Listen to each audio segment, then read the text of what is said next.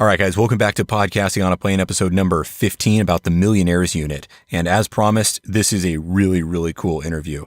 Now, I like a good documentary as much as anybody, but you know what? Sometimes I just have to be in the right mood, and especially if it's one of those like World War I History Channel type things.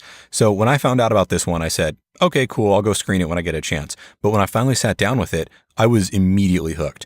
And that's because this documentary does something that's difficult for some documentaries to do, which is to get you to bond with the characters in it.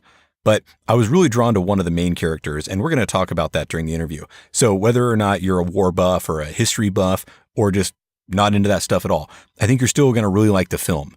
And more importantly, hearing my guests Darroch, Greer, and Ron King, who made the film, talk about what it was like making the film over a 7-year period is something that you're not going to want to miss. But before we get to that interview, I have a couple of thank yous. And first off, thank you to all the new followers we have on Instagram. I'm really glad you're enjoying my highly limited photography skills, but I'm trying to post pictures for you guys almost every day. So follow the show on Instagram at Podcasting on a Plane so you don't miss any of that. And while you're there, you might see a cool picture of my recording setup, or at least my mobile one. And I have a couple different setups that I use to record this show, and hopefully it's hard for you to tell which one I'm using, or at least that's the case if I've done my job. But if you want to hear more about it, you can actually go check out my man Chris Curran's podcast called The Podcast Engineering Show. Chris is an audio engineer, and he has album credits to his name, and he's a really funny guy. He does actually a couple of podcasts of his own, like Social Media Unscrambled. And I was honored to be the guest on his last week's episode, number 84. And we had all kinds of nerdy and pedantic about recording using mobile setups and how I produce this podcast for you guys. So if you're at all interested in audio production, go check out the Podcast Engineering Show with Chris Curran. And you know what? Even if you're not an audio geek, his show is still really, really fun. He has clips from the guy who used to be the janitor at his old building that has his golden voice and says all kinds of funny stuff. He mixes that in, and that's part of it while he teaches you how to engineer sound. So it's really entertaining whether you like, mixing or not. But back to this show. This is a longer episode, so we're going to get right into the fun stuff. But before we do that, I want to make a public thank you, and that's to a man named Darren. Yes, this really is his name, Wang Chung. He made a generous contribution to the show, and Darren, you're the man. And you're all probably going to hear from him in a later episode where when the time is right, he's going to be sharing his role in a new life-saving technology. But until then, let's all congratulate him on his new flying job at a top-notch regional carrier. Well done, Darren. And also, I've added a new feature to the website where you can record a message for me with no equipment required. Now, remember a couple episodes back, I talked about how you can record an episode using like a mobile device and you could download an app or whatever. You know what? Let's just make it even easier than that. Go to podcastingonaplane.com/contact and there's a recorder right there for you. So you're just 2 clicks away from being on the show. And lastly, and I promise this is the last thing, somebody gave me a really great VHF shout out a couple weeks ago at the tower, but I wasn't there. And my coworkers told me, but unfortunately it was a couple days later. So whoever that was, can you shoot me an email so I can go back and find it? And for anyone who wants to say hi as they fly by, if you do a VHF shout out and I'm not around, make sure to message me somehow, like through podcastingonaplane.com/contact, and then I can go pull up the recording so I can share it with everybody. All right, enough about that. Now it's time to take a flight 100 years back in time, and we're going to learn about a group of privileged men that changed the course of World War I.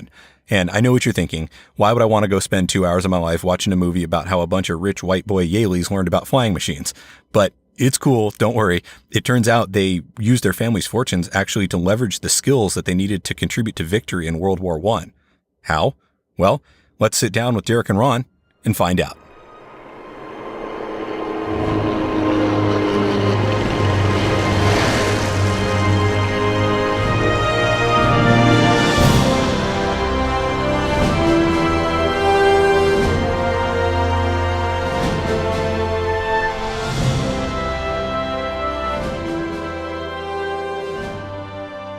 Darroch and Ron, thank you so much for being here. Oh, thanks for having us, Brandon. Thank you. Okay, so when I first heard about this film, I thought, okay, World War I documentary, let's check this out. And when I turned it on, it was so much more than just a documentary. It was a story unfolding about what these men did 100 years ago. They started from a privileged background, but no military background, no military history. And then by the end of the documentary, these men had changed the course of history. So this unit was started at Yale, and these guys went from nothing into being a full-fledged Naval Aviation Unit that was pretty much kicking ass and taking names in World War One. So, Darroch and Ron, can you just give us an overview about what the film is about? If you don't mind, Ron, I want to jump in and just say what the First Yale Unit was. And this was a group of guys, almost all of them very wealthy at Yale, were fraternity brothers, later got into some of the secret societies. But the real frontier in America at the time, this is what, 11 years after the Wright brothers flew, was aviation. And these guys wanted to learn to fly. They were thinking of going down to Mexico to help with the border war with Pershing down there, and then turn their sights to World War One. And so they started an aero group, and they got official endorsement from Yale. But the original idea was from Admiral Robert Byrd and the Aero Club of America that the war might come across the Atlantic to the United States, and they wanted squadrons set up 100 miles apart up and down the eastern seaboard to do patrols and look for submarines out over the ocean. And so these guys who volunteered and got their wealthy daddies to buy them a plane and learn to fly were the very first squadron of this aerial coast patrol, which never really got off the ground, but actually they did fly, and they did do it a little bit. They kept trying to get the Navy to recognize them. The Navy didn't really have any reason to, didn't really understand the need for aviation until all of a sudden we went to war. And the Navy turned to these guys because they were virtually the only guys that had already started to learn to fly and were organized as a squadron. And then one of the interesting things was they thought they were going to go overseas and fly together as a unit. But since they had the experience that they had, they were all split up between flying experimental aircraft, going to aviation schools, some becoming fighter pilots, some taking desk jobs, but pretty much all split up. And of the 38 members, I think there were altogether, all but 4 eventually made it overseas for the war. Okay. Now, what motivated you guys to actually make this film in the first place? Well, I can address that a little bit. I was in a position where I was interested in making a feature-length film of some kind. I didn't know exactly what I wanted to make a film about, but I was ready to invest the effort to attempt to make a feature-length film. And it just so happened that I was in a bookstore and randomly browsing books, and I spotted a stack of new arrivals in the corner, and I walked over to it and saw a photograph on the cover of one of the books. And lo and behold, there was a photograph of my grandfather that I had never seen before. But I saw the title of the book, which was The Millionaires Unit, and I immediately knew what the book was about because I had recalled that my grandfather was indeed a naval aviator in World War I, though I really didn't know any of the details of his experience. And this book had come out unbeknownst to me or my family. And that's sort of what kicked off the whole process. I got a hold of the book. I was invited to go sit on a panel in New York City that was put on by the author, Mark Wortman. In the meantime, I contacted Darroch, my old friend from college, who was a working filmmaker and documentarian, and I presented him with the book and said, Darroch, what do you think? And should we try to make a documentary about this? And that came about after I had asked Mark Wortman, the author, if there was indeed a documentary already underway, because I really wanted to see it. And Mark said, no, there's not to my knowledge, there's no documentary being made right now. And that sort of put the idea in my head that maybe I could try to make one, but I would need a heck of a lot of help. And Darroch was the perfect partner to make it come about. So you guys were kind of like some of the men in this film where you were college buddies and so on back in the day, right? Well, I never quite thought about it that way, but yeah. No secret societies, though? No, I'm afraid not. I was going to say the only secret society that Darroch and I were involved with in college was the fact that we were both aspiring actors. And, whatever secret society evolves around being an aspiring actor is the one that we were in. Ron and I played Brutus and Cassius in a scene from Julius Caesar together in college. That is true. Okay, so not quite war, but definitely a bonding experience, right? Yeah. Rob presented this book, and also there was another book that the Davison family, Truby Davison was the young man at Yale whose idea this was, and his father was J.P. Morgan's business partner, and that's partially how they got off the ground. But after the war, in I think 1925, the family privately published a 2-volume history of the Yale unit and gave copies free to every library in the United States. And the 2 volumes had a lot of letters from the First Yale Unit members. And so we realized it was a very character-driven, personal narrative, and that's really how we wanted to tell the story. We started getting in touch. Ron met a bunch of, maybe half a dozen families up at that talk in New York at the Yale Club, and we realized that there were these private collections of photographs, and I thought we could make kind of a neat little family film, and maybe we could get a little bit of money and put this together. But we very quickly realized that planes were involved, and we needed to do something about that. And luckily, we discovered there was a collection in Central California, really the most pristine collection in the world of several dozen planes, all with original engines. And we got ourselves invited to a fly-in. And early in the morning, annually, when they have this fly-in, they fly part of the collection. And we heard a Sopwith Camel and saw these planes up close and heard the engines and realized what incredible things they were that really had not been captured, as far as we could tell, in a film before. And that really excited me, excited the both of us, that we want to tell a character-driven story through the eyes of these guys, but we really want the audience to understand what it took to fly planes like that 100 years ago. Sure. No, when the first time you hear an actual vintage engine and see the rickety airplanes that the guys flew and how they were powered and how they were flown and how frankly dangerous they were just by themselves, forget about the war part, it sort of changes the way you think about aviation. It's so simple now and so safe and so refined. But back then, the life expectancy was so short.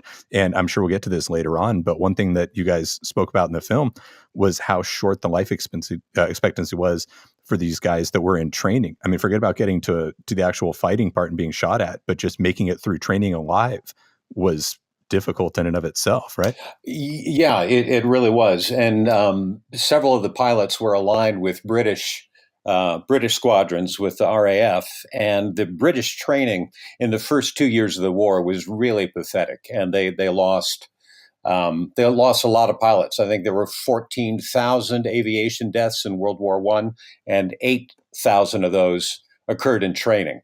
And it wasn't until the third year of the war that a guy named Smith Berry came in and really changed the way they trained pilots and made it safer and much more effective. The French were much better with it at the time, but these American guys from the First Yale Unit were not flying with the French. They were training with the French, and so that was helpful. But by the time they got to the war, things were a bit safer. But life expectancy for British pilots for a good portion of the war was about 3 weeks, and yet these guys still went in to fly. It's kind of amazing. I can't even imagine being up against odds like that and still signing up. I'd like to mention, I'm sorry, one more thing, that our DVD and Blu-ray that have just come out, we have 4 supplementary films. And one of them, it's only 15 minutes long, but it's on flying the Sopwith Camel with Javier Arango and Gene DeMarco. And they've been flying it for a long time, and they talk very specifically about it. But Gene says, and I think Tommy Sopwith Jr., whom we also interviewed over in London, says that there were more deaths in learning to fly the Sopwith Camel than in actual combat. And Gene says, so there's the argument of, who is it better for, the British or the Germans? One thing I'd like to add on to the training aspect is that when the Yale unit first learned to fly back in 1916, they were working with a trainer or teacher by the name of David McCullough.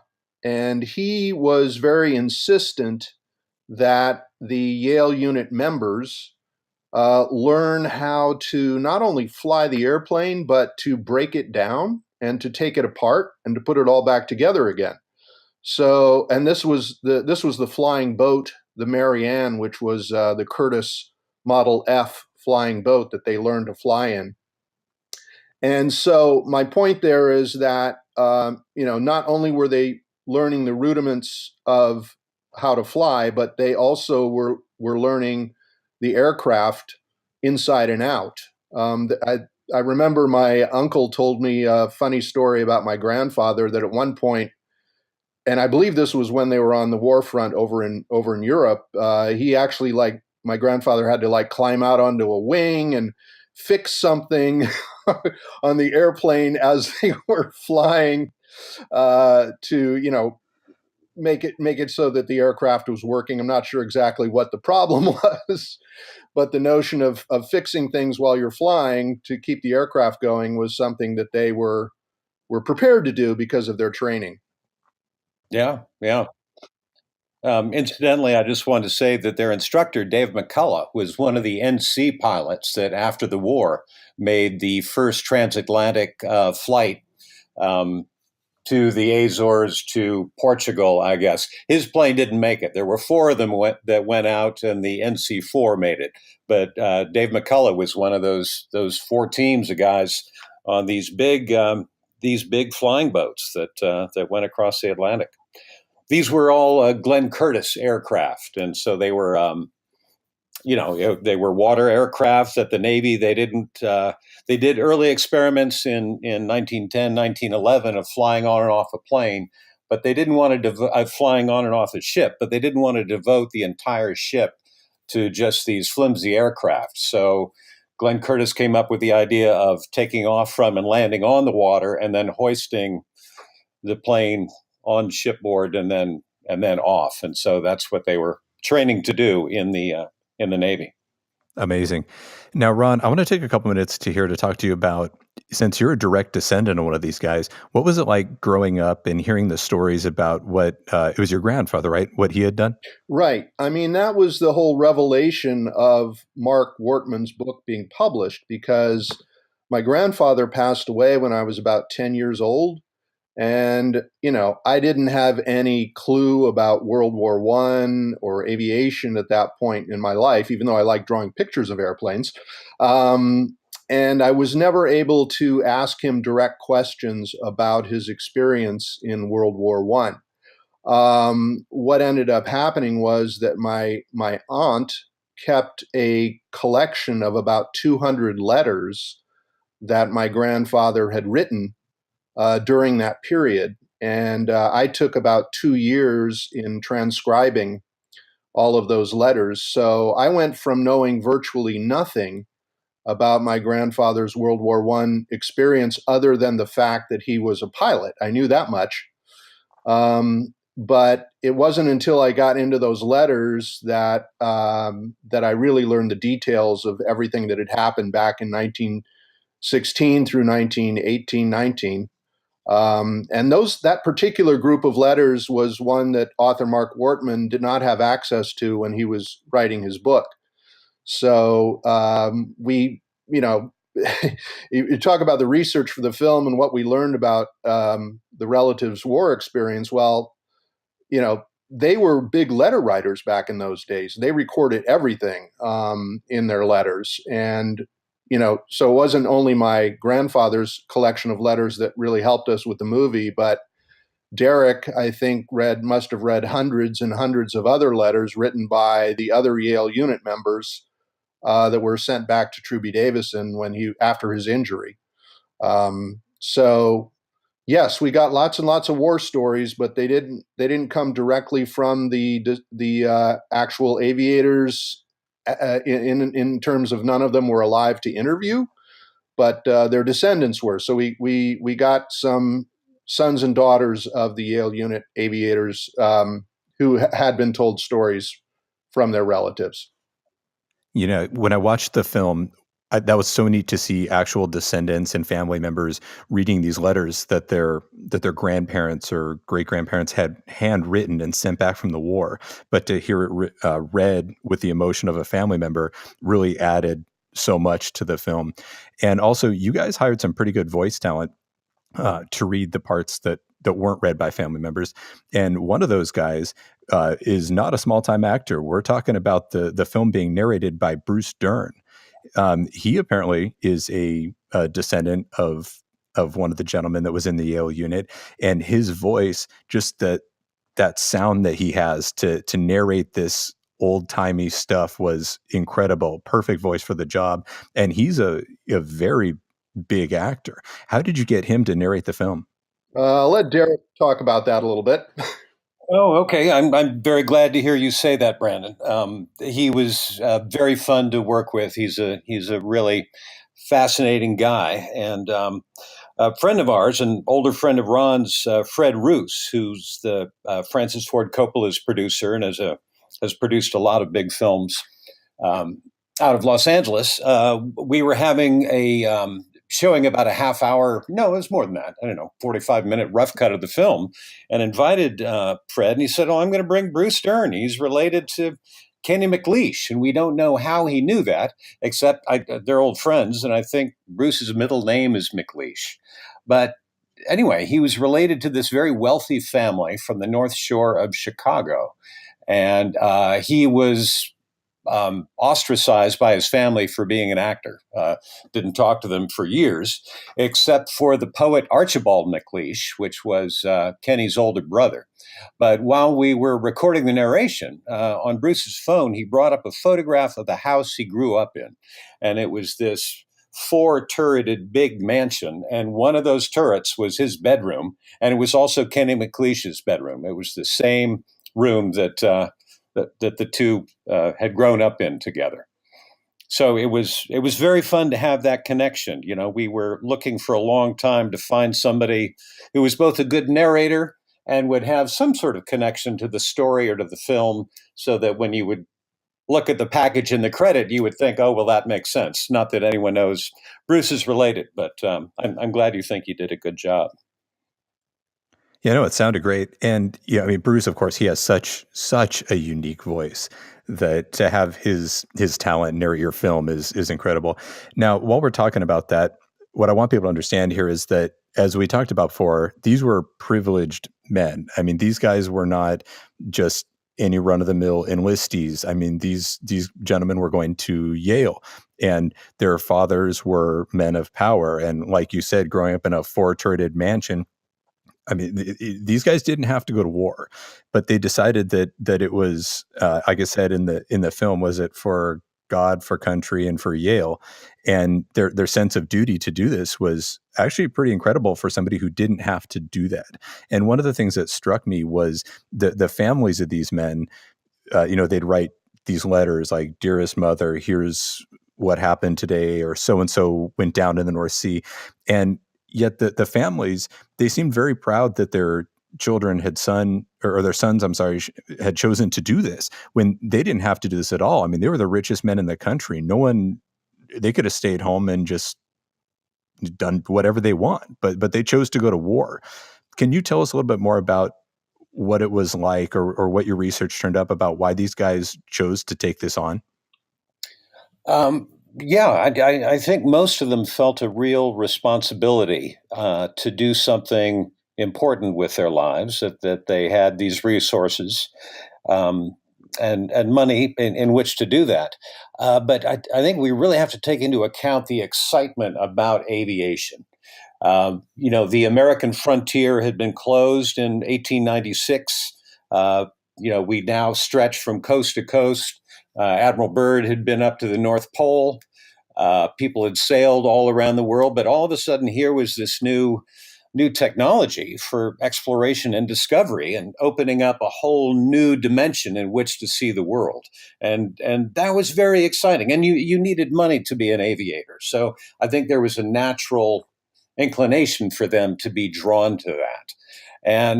And also, I don't think they really knew the extent of the war that they were getting into. And granted, they got there very late, and missed a lot of the real horror that was World War I. But there really was not much news getting over. Journalists were not allowed up at the front, so they didn't really know the conditions of the soldiers. I doubt too many people knew the high mortality rate. But there were all these glowing news reports, mostly regarding the Lafayette Escadrille, which were a group of Americans who went to France immediately and joined the Foreign Legion, and within a year had formed an all-American flying squadron under French command, flying for France. And these guys were also wealthy. They were Harvard and Yale graduates. And so there were all these news reports about these dashing Americans and what they were doing over there. And one of them, William Thaw, a Yale grad, or Yale, he left after his sophomore year, came back and spoke to Yale and spoke to the students and met the guys who were eventually in the First Yale Unit. And so they were very much inspired by his dashing bravado and the stuff they were doing over there. And so I think those were all the aspects of why it would have been exciting. You know, they all spoke about it as being the biggest event in history.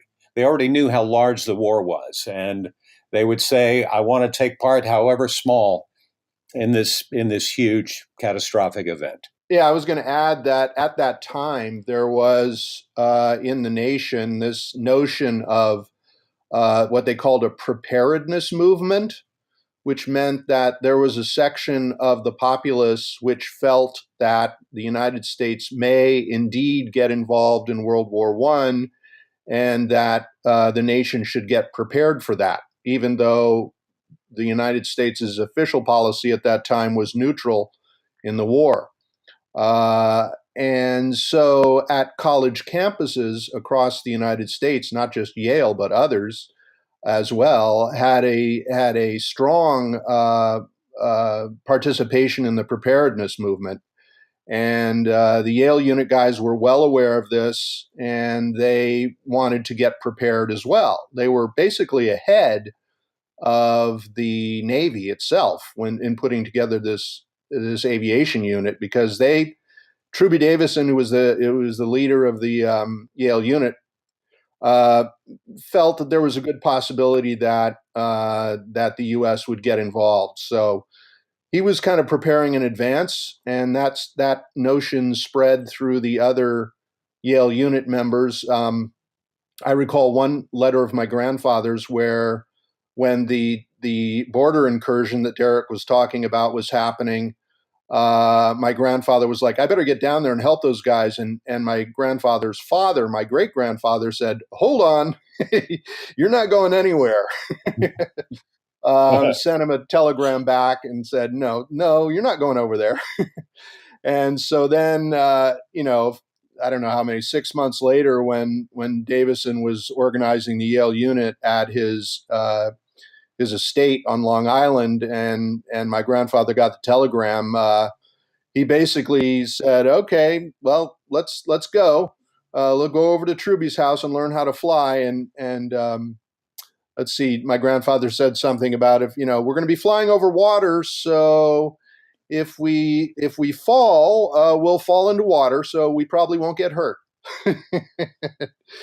And that was a little naive, but there was a big feeling of wanting to contribute to getting ready for World War I, even before it started. I should add that naval aviation was the very first American force over in Europe for World War I. They were on the ground first. They sent over a bunch of new guys who were learning to fly, but they hadn't flown yet, and they got there, I think, in July of 1917. But then quickly after that, Robert Lovett and Di Gates got over there, and Robert Lovett was the first American aviator to get up in the air, and I think the first one to fly in combat. And this is just because Truby Davison initiated these guys learning to fly, and they really had a jump of only a couple months. That they all got their Navy wings and joined in, because right behind them there was a second Yale unit, a third Yale unit, Princeton, MIT, Harvard, they all had aero clubs, and these guys were starting to learn to fly as well. But but the fact that the First Yale Unit was the first one over there, they became, in essence, the founding squadron of the Naval Air Reserve. These were not Navy officers. And the stipulation was you had to be an officer. You had to go through Annapolis and 4 years of sea duty before you could be an officer and then start learning to fly. But they needed these guys right away. So they hired them as civilians and put them into combat situations. We interviewed the former Secretary of the Navy under Reagan, John, Ron, I'm forgetting his name, John Lehman. Yes. And John said that when the Second World War came along, the ratio, and correct me on the number, Ron, was the ratio of actual Navy pilots to reserve pilots was 1 in 70. There was 70 parts reserve pilots compared to only 1 that were trained Navy officers. That's correct. Wow. So it sounds like, I mean, this happens often now too, I'd say, but private industry was more ready, more prepared, and had the technology to just go for it more so than the War Department did at that time. Yeah. Would you agree? Yeah. I think the Navy had something like 54 airplanes at the beginning of World War I. So, and most of them didn't work very well. Yeah, those 54 planes were all considered obsolete at the start of the war. Brandon, depending on what you want to talk about, I thought we should start talking about airplanes because we mentioned that they learned to fly on this flying boat. And we did not realize it at the time. We're actually working on another World War I aviation film right now. But we hit this window of time over the 7 years that it took us to make the film, in which we got opportunities to shoot planes that I just don't know are going to come around again.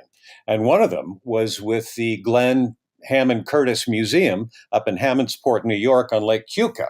And they have a restoration shop there. And we had gone up there and filmed their A1 Triad one summer. And then they told us the next summer coming up, they were going to fly the Model E flying boat, this replica 1913 Model E.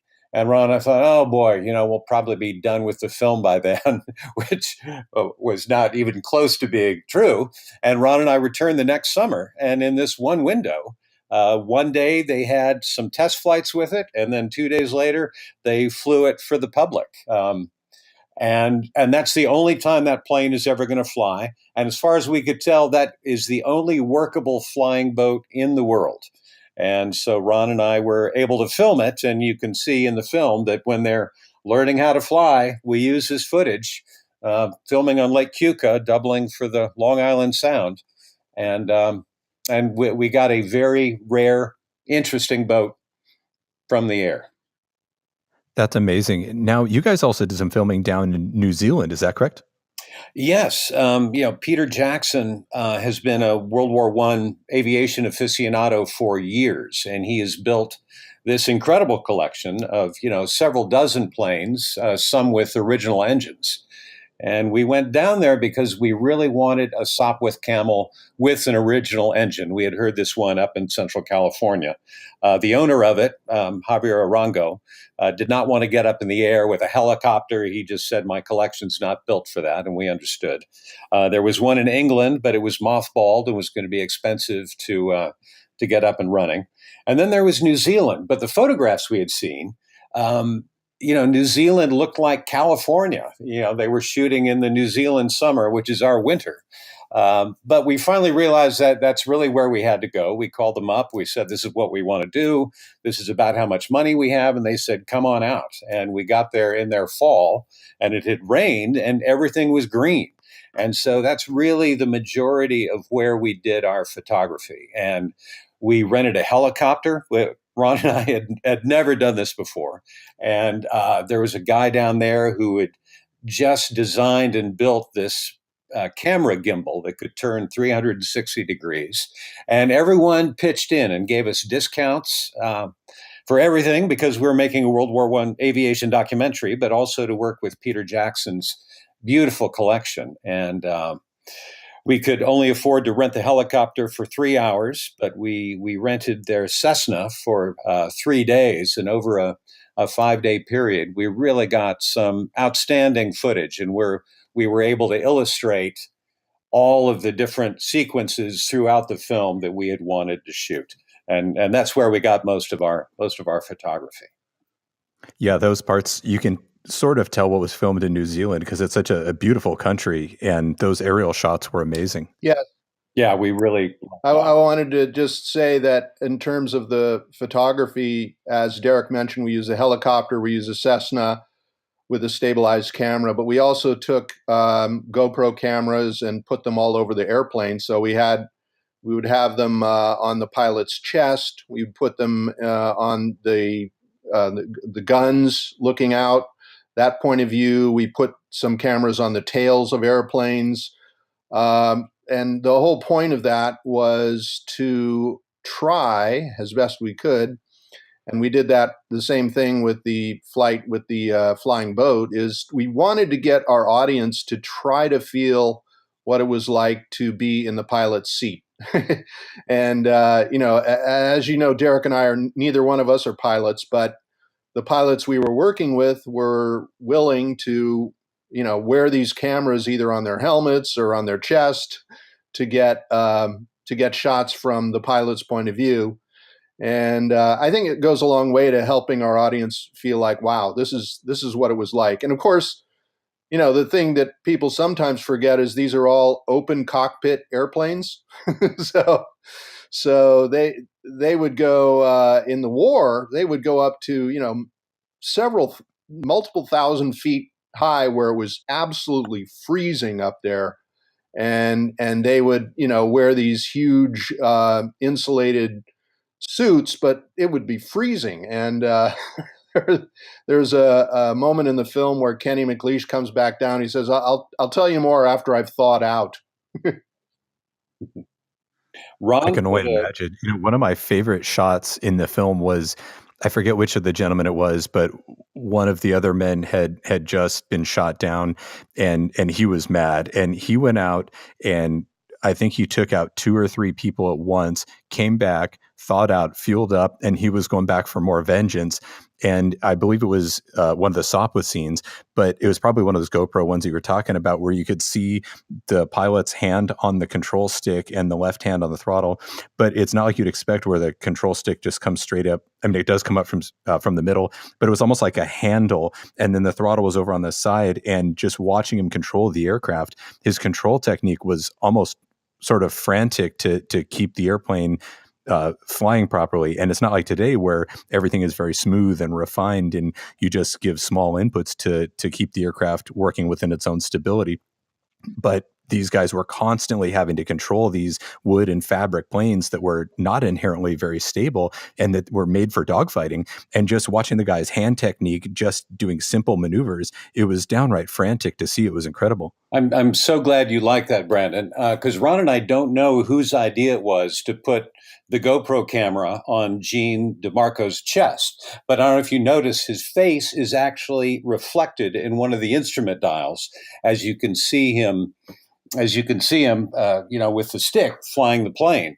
And again, the little 15-minute film we have on the Blu-ray DVD about flying the Sopwith Camel talks very specifically about why it was such a unique plane. And it's because the weight, which was all together, the gas tank, the engine, the pilot, was a little bit far back from where the wings were. And so Javier explains the plane is always hunting for its speed, and you have to be flying that plane constantly. There's no autopilot, of course, but it won't just glide on its own. You have to be on it every second. And then also you have to be firing your gun, mixing your fuel, making sure that the oil is still coming out of the engine and that you're not burning it up. It was a very complex and yet sophisticated and yet effective airplane.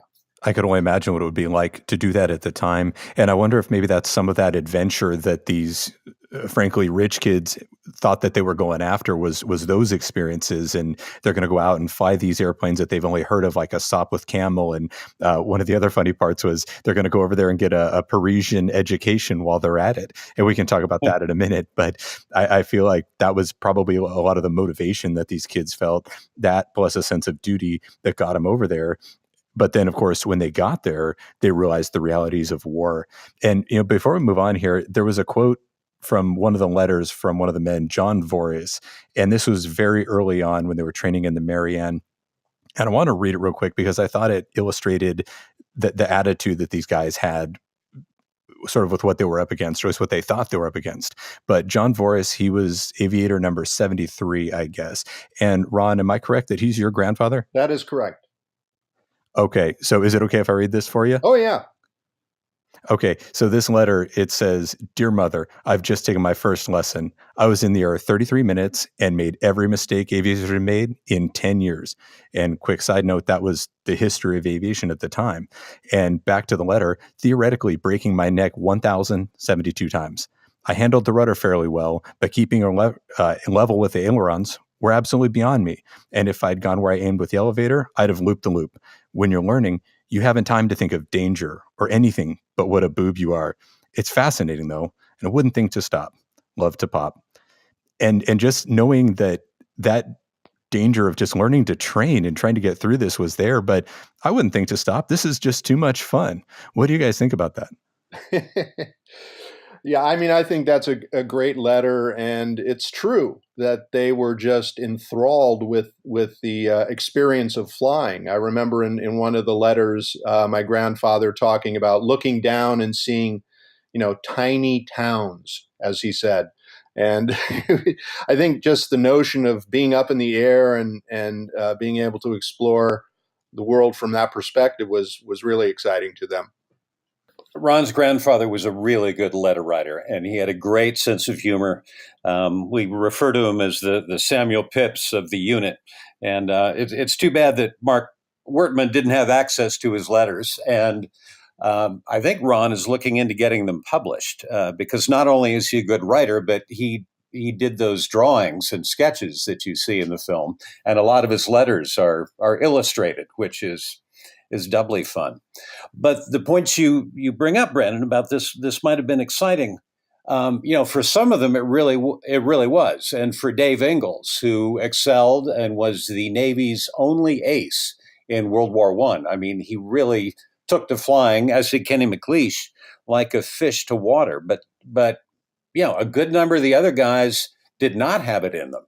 But they wanted to support their friends. They believed in the cause that they were doing. And a couple of them really got in over their heads and died because of it, just because they really didn't have the aptitude to fly.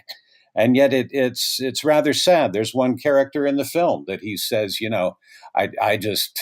I really can't do this. But the thought of backing out of what he thought would have been letting his friends down, when he really should not have been in the cockpit of an airplane. He just, as one other character said, he never got the hang of it. And he paid with his life. All right, gentlemen. So let's talk about Truby Davison. He was the founder of this whole thing. And for me, he was the character that really sucked me into the film. And the funny reason behind that is because when I look at my own 3-year-old, and then I look at these pictures of Truby, and as I was watching the film, I screenshotted a couple things and sent pictures to my wife, like, "Hey, does this remind you of him?" And my wife was like, "Yeah, a little bit. Who is this guy?" And so as I told her about that, he was the founder of this whole Yale Unit thing. The way that I project that my 3-year-old will be as an adult, that look that Truby had in these pictures, just that look in his eye, the look on his face, that he was cooking something up, and it was brilliant. It just made me feel somehow personally connected to this. So can you guys just expand on who Truby Davison was and what he did and how he started this whole incredible thing?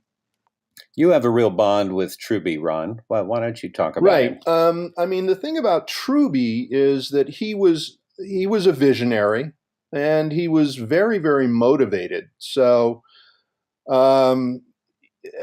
once he got the idea after his experience volunteering on the front, he actually went over as an ambulance driver before the Yale unit got started. And he actually was able to see what happened to some of the soldiers with their experience in the trench warfare and the results of that. And he actually wanted to take his volunteer ambulance unit and get them into the kind of the one of the more devastated areas of the trench warfare. And there were some people above him that said, no, it's probably better if you don't go into that that particular area.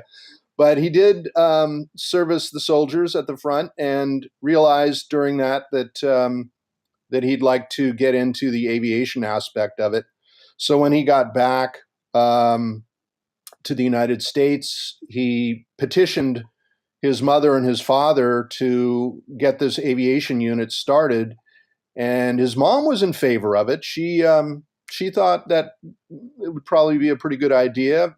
Partly that was because Truby eventually got her to take an airplane ride, and she said, "Oh, this is wonderful. Let's support the boys."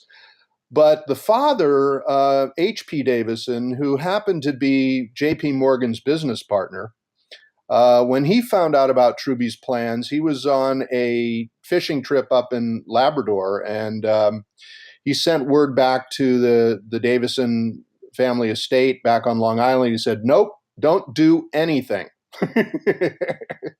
And so then when Mr. Davison Sr. got back to Long Island, Truby had this whole scheme where he had Dave McCullough fly the Marianne in and land on the Sound near the Davison estate to kind of show off the airplane.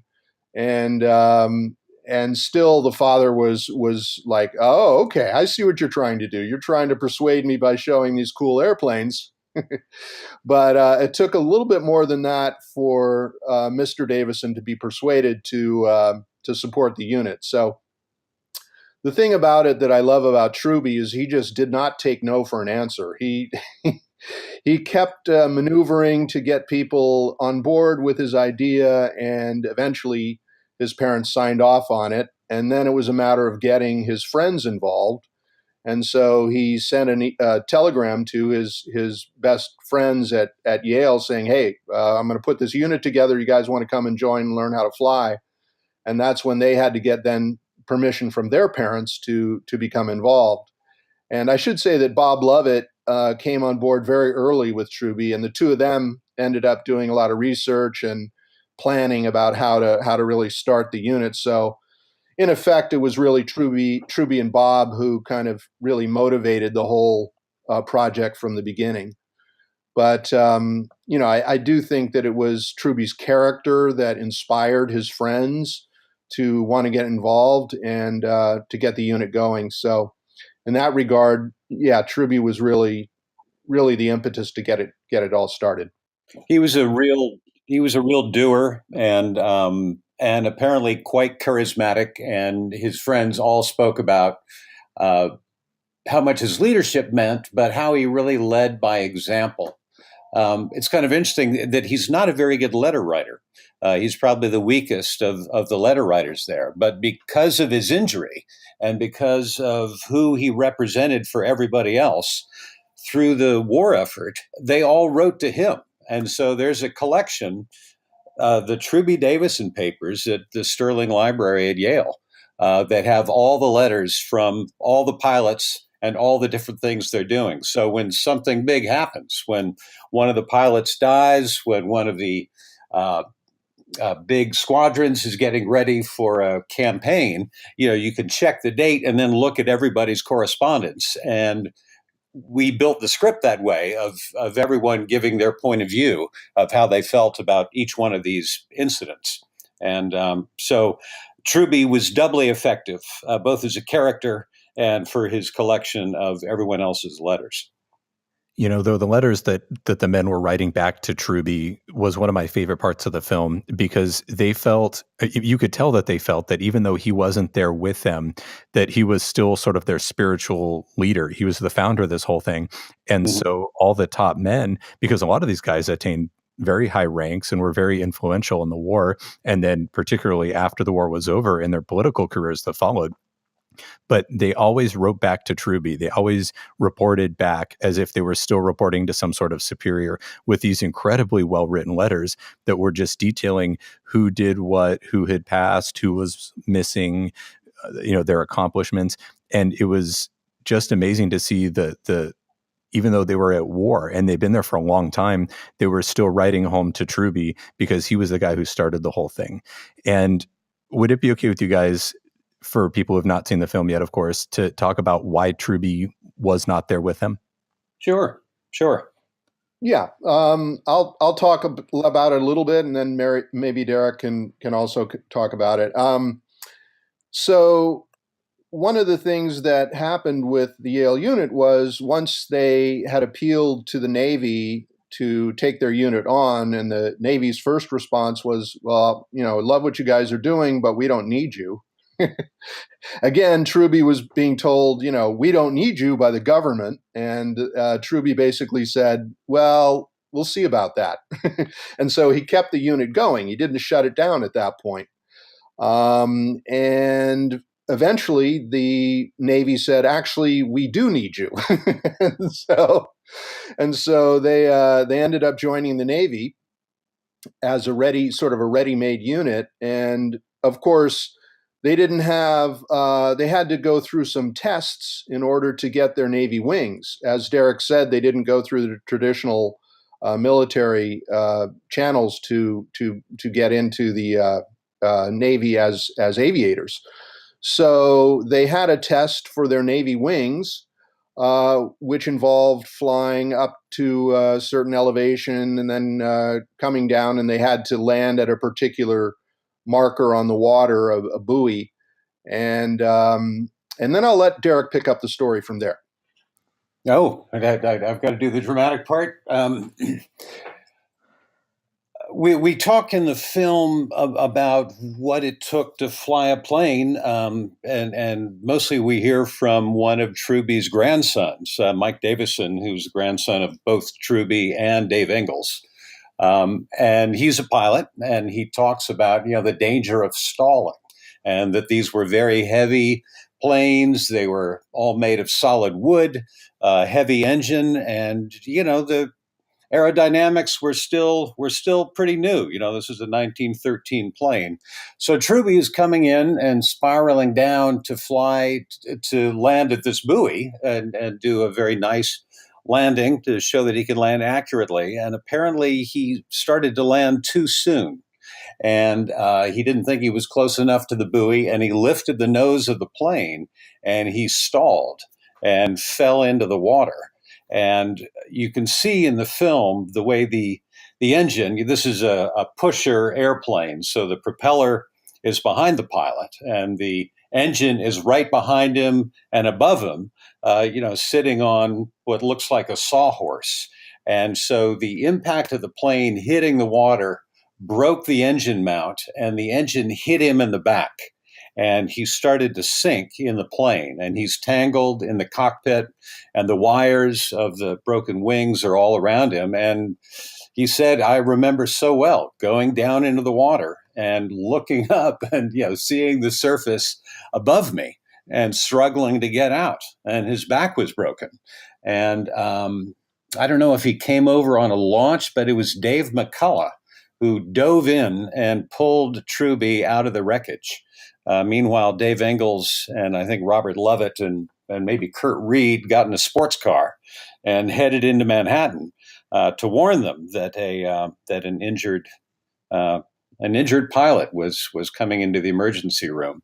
And I think they took Truby by boat, and he was laid up in the hospital for a year. He wasn't quite paraplegic. He lived another, I think, 60 years. He could actually play tennis standing in one spot in the middle of the court. But like FDR, he had leg braces and walked with a cane. He was a skipper. He loved to sail. But and he actually did some flying. He was the Undersecretary of Air, I think the very first one after the war. He said his most important contribution was getting rid of all the World War I planes so that they could start building anew, which they didn't really do. Well, no, that's not true. They did. But he was director of the Museum of Natural History in New York. After that, he was the first personnel director for the CIA, which again was pretty much picked from Yale graduates, and apparently was really loved by everybody. Lovely guy. Yeah, no, the irony just in this story that this man who was one of the biggest go-getters there was, that had started this Yale unit from nothing, and even when he was told no by the government, that he still kept going, was injured to the point that he could no longer fly or command this unit on the final test that would make him a naval aviator. The irony behind that is just mind-blowing to me, and that was one of my favorite parts of the film, was just that part of the story and how crazy that was for him.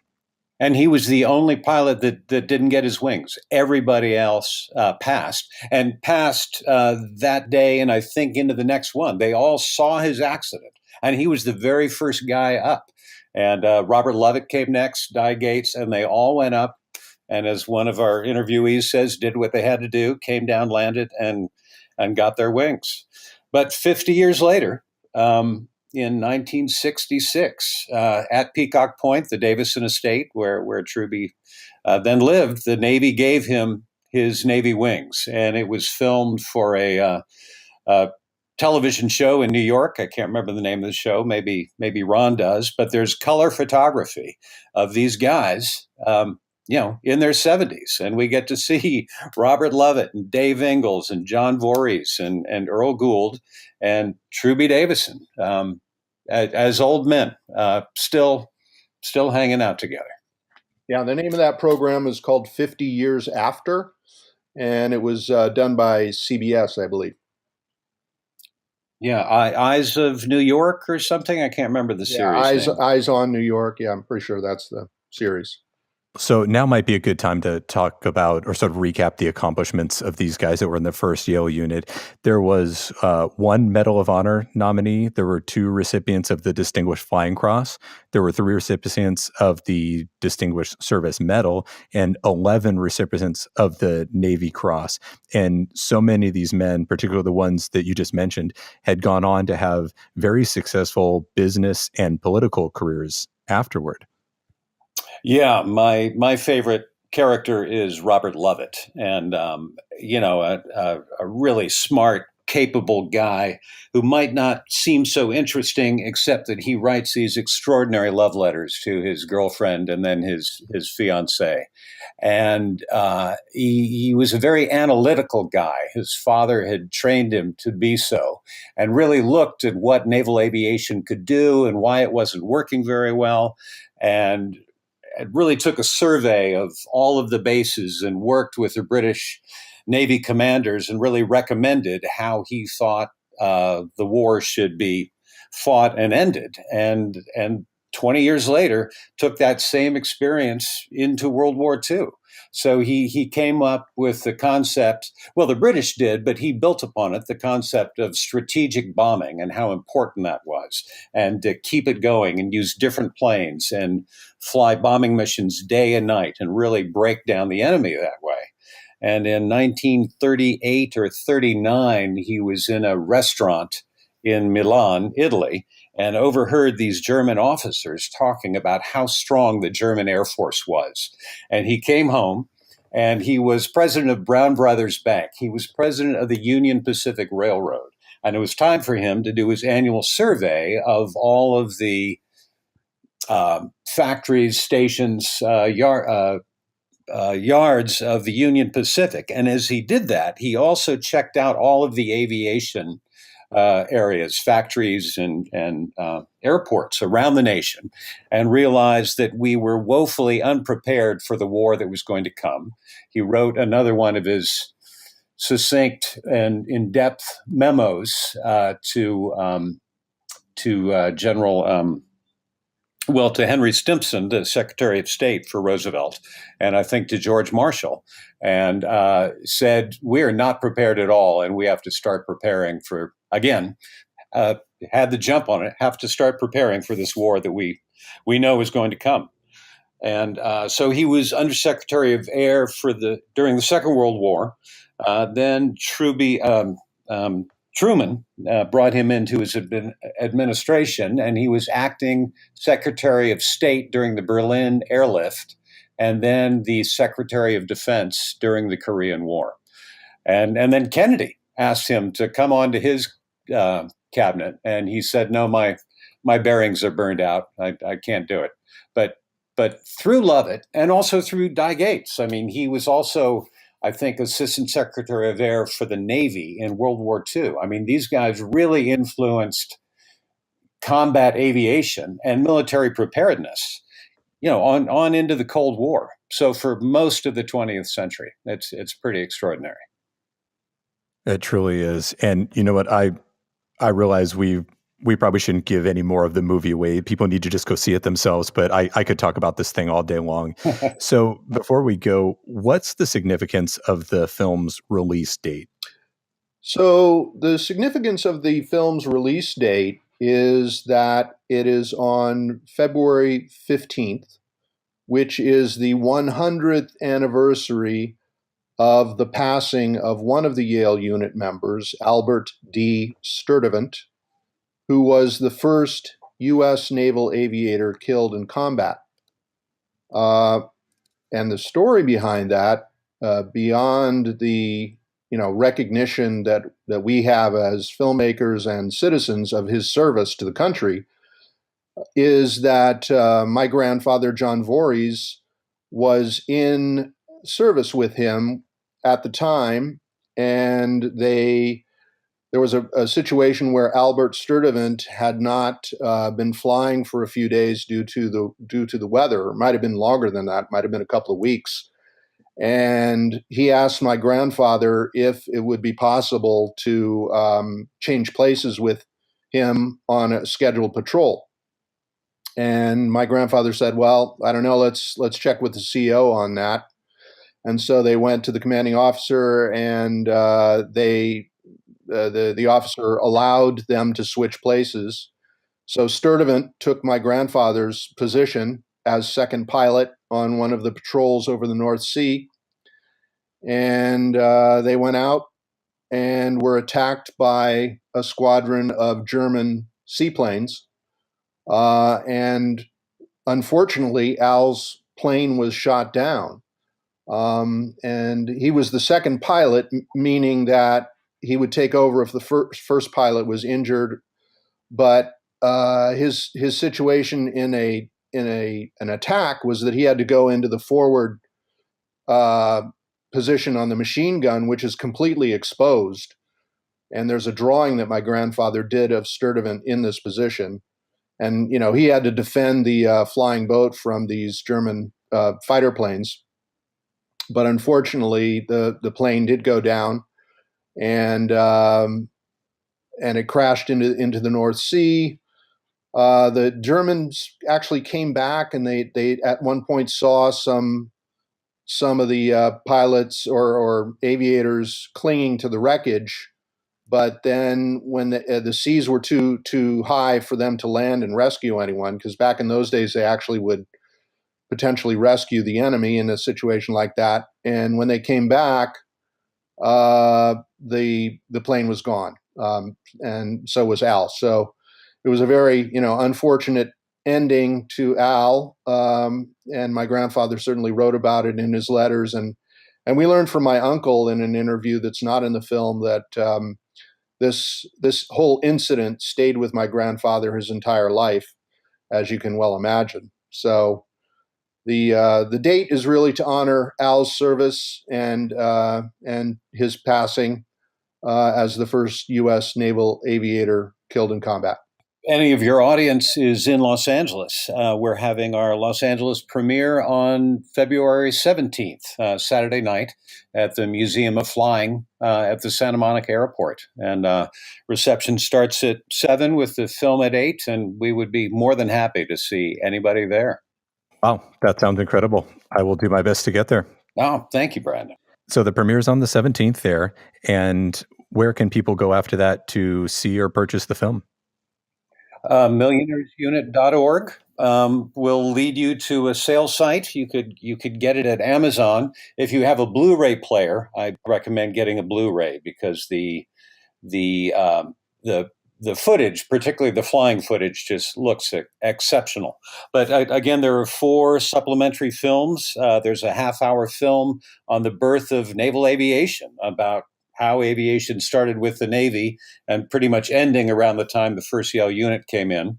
There's a 20-minute film on the largest naval air base at Hull, England, called Killing Home, and it's about the spiderweb patrols that they did to hunt for submarines, and a couple of the Yale Unit guys were in that. And as I mentioned, the 15-minute film about flying the Sopwith Camel. And then we have a half-hour film about the making of that shows Ron's and my hairline receding and getting grayer over the 7 years it took to pull all this together. And I should say that in addition to the Blu-ray and DVD that are currently available on Amazon, we will be releasing the film on video on demand on several platforms, including Amazon, and also on Vimeo and Vudu and a few others. That is all beginning. The rollout on that is going to start on the 15th.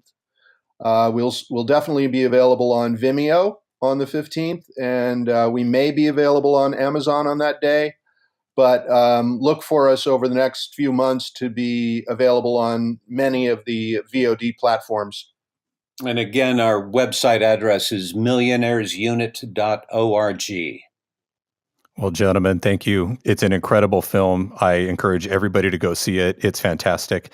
And thank you, gentlemen, so much for being here and sharing. Oh, Brandon, thanks for your interest. Really appreciate it. Thank you.